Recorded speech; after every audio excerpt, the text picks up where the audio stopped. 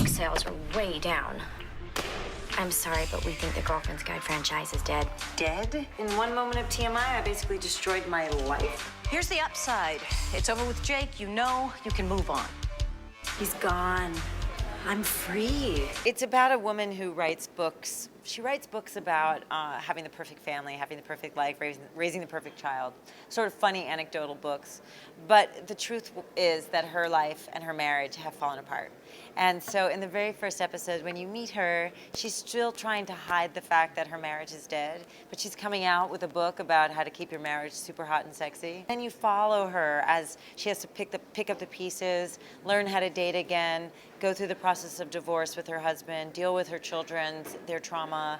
And so it's very funny, but it's also very sad. I get to do much more than I've ever been allowed to do on a show. I really get to span like the deepest of drama to the funniest of comedy all in one job.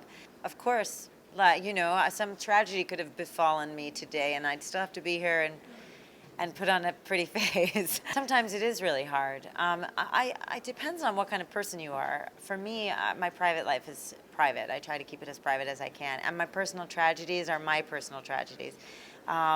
There's always the push to make a personal tragedy into a public conversation. It's exploiting yourself in a way that you can't really recover from.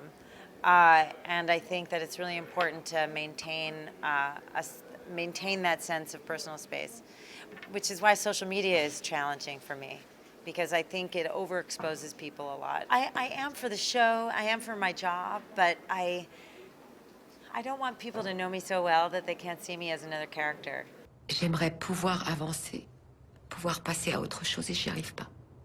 Je suis dans ma nouvelle maison avec mon nouveau fiancé, je ne pense qu'à vous. It is, but that's been true all along. Every time, if you do a good job, then people think that's all you do. So, you have to recover from every job. And you will be offered the same job 10 more times after that job is finished, no matter what the job is. This has happened to me from the very beginning of my career, so I'm used to it. So it's just a matter of trusting that you can wait and that it's okay to say no. And that things are all right. It's a certain leap of faith.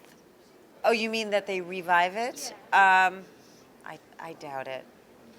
What would it be about? Like now he's in a wheelchair?